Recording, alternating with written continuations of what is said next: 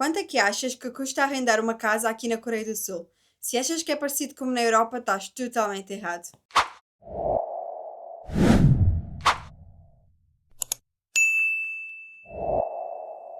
Oi, eu sou a Nadine e moro na Coreia do Sul, vai fazer quase 6 meses e no vídeo de hoje eu quero vos explicar direitinho como é que funciona para alugar uma casa aqui na Coreia do Sul. Então, se tu estás a planear mudar-te para a Coreia do Sul ou se tens curiosidade sobre a vida daqui, fica neste vídeo porque estas dicas vão te ajudar mesmo muito.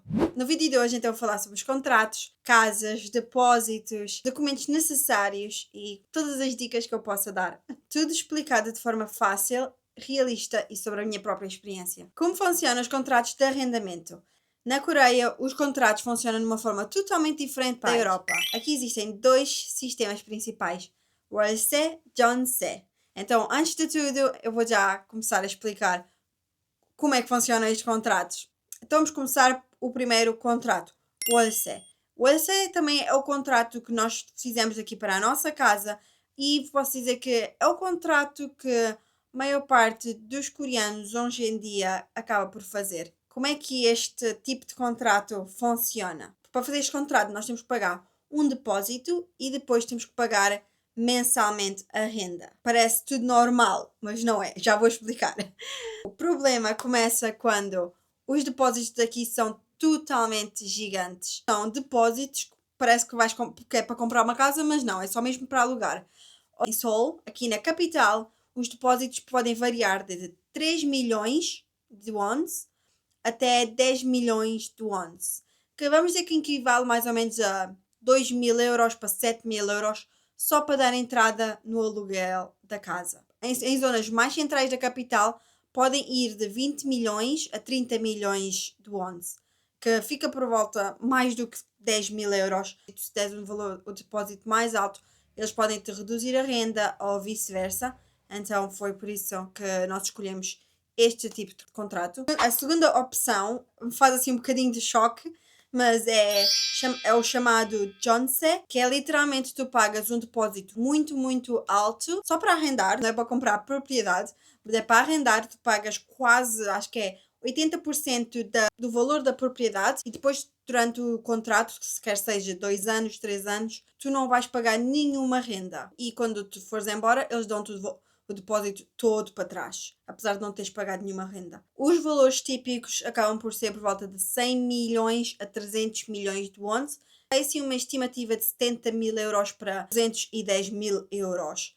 Assim, em zonas mais caras de Seul, pode ser de 500 milhões a 700 milhões ou até mais de 1 bilhão de wons, só para arrendar a casa. Praticamente impossível para um estrangeiro recém-chegado à Coreia do Sul de fazer este tipo de contrato. Vamos então agora falar sobre casas. Existem vários tipos de casas e prédios, então neste vídeo eu apenas quero me focar assim nas opções mais comuns para estrangeiros. Primeira opção, casas subterrâneas, também chamadas por Pandiha. Ficaram muito famosas para quem já viu o filme The Parasites.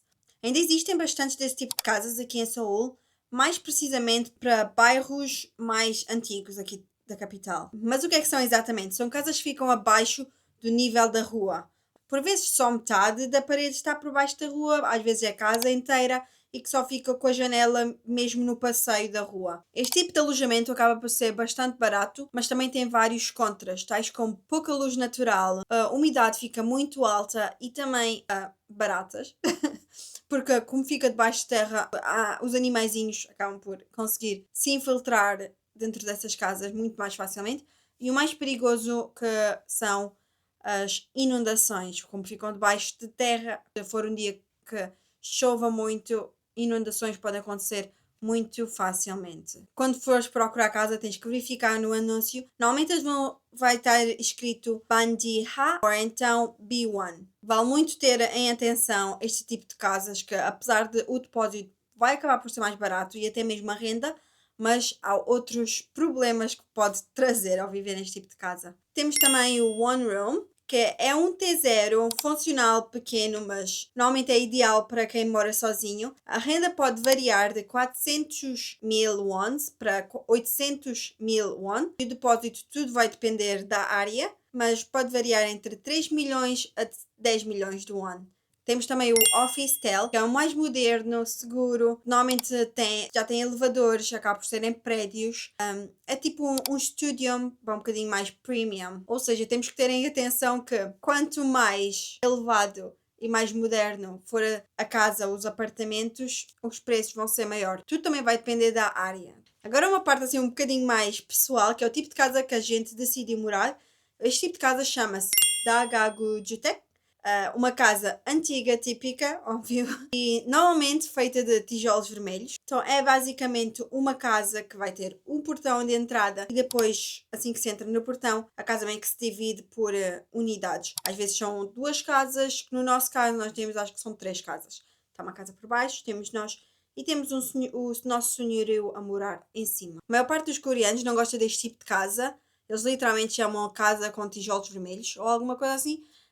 Simplesmente porque acabo por ser mais velhas, mas honestamente eu adoro. Eu não gosto muito de viver em prédios, então eu acho este tipo de casa mais aconchegante. Também fica mais fora do centro da cidade, acaba o depósito e a renda é mais em conta. Além de tudo, este tipo de casa acaba por ser mais espaçosa, mais tranquila e com a renda mais acessível comparado com outros tipos de casas mais modernas. Temos também as vilas, que é um prédio assim mais pequeno, não é nenhum apartamento, são prédios pequenos, geralmente de 4 a 5 andares. E eu sei que muitos estrangeiros também, quando vêm para cá pela primeira vez, acabam por ficar neste tipo de casa porque são mais baratos e práticos. Temos também Apate. Apate nada mais é do que apartamentos. São o sonho dos coreanos. Normalmente os apartamentos têm rendas bastante altas e muitos deles apenas aceitam Jolse, que é literalmente quase impossível para recém-chegados na Coreia. A maior parte dos estrangeiros só consegue realmente alugar um apartamento depois de alguns anos a morar na Coreia. Agora vamos falar de opções mais realistas e baratas. Eu acho que posso dizer que se eu tivesse a morar na Coreia do Sul sozinha, eu provavelmente estaria a morar numa destas opções, que são os Goshiwon. Goshiwon nada mais é do que um quarto pequeno. Muitas das vezes tem casa de banho, literalmente dentro do quarto, e as cozinhas acabam por ser partilhadas entre todas as pessoas. Tudo vai depender do Goshiwon. Tens casa de banho dentro do quarto ou então às vezes casas de banho partilhadas. Mas os Goshiwons têm muitos prós, tais como as contas da luz e da água, normalmente já vai tudo incluído. Também muitos Goshiwons não pedem por depósito. Ou se pedem depósito, às vezes é por 1 milhão de wons. A renda pode variar entre 200 mil a 500 mil wons por mês.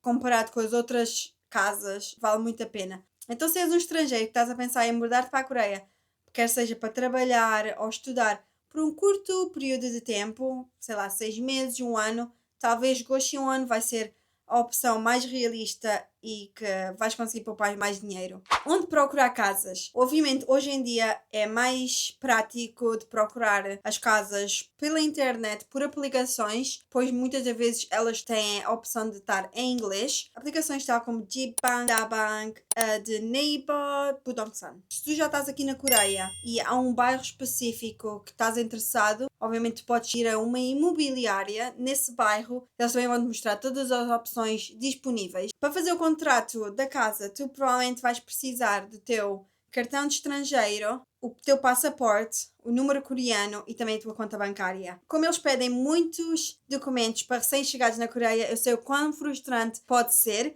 O que eu recomendo, e que foi também aquilo que eu fiz, foi, antes mesmo da gente se mudar para a Coreia, nós alugámos pela Airbnb, pode ser por qualquer outro tipo de alojamento, apenas uma casa, pode ser, sei lá, por 2, 3 semanas ou até um mês, para tu teres mais tempo de te organizares e assim que tiveres todos os teus documentos finalizados aqui no país, então procurar por casa para fazer contrato de 1 ano, 2 anos, dependendo do teu visto, óbvio. Outra recomendação que eu dou é, antes de mudares para casa e de mobiliares e decorares, é tira fotos e vídeos de todas as paredes do chão da casa. Depois, para o senhorio te devolver o dinheiro do depósito, tu literalmente tens que entregar a casa como tu a encontraste. Então, para evitar qualquer tipo de problema, apenas recomendo grava, tira fotos, qualquer risquinho na parede para teres provas no futuro. E pronto, espero que agora vocês já entendam um bocadinho melhor como funciona arrendar casas aqui na Coreia do Sul. Se vocês tiverem ainda dúvidas ou assim, Digam-me aqui nos comentários, há provavelmente coisas que eu acabei por me esquecer. Vou tentar responder a todos os que tiverem perguntas. Se há alguma coisa sobre a Coreia que tens interesse de saber, diz-me também nos comentários para eu trazer para um próximo vídeo. Então, obrigada por assistirem. Vejo-vos no próximo vídeo and bye!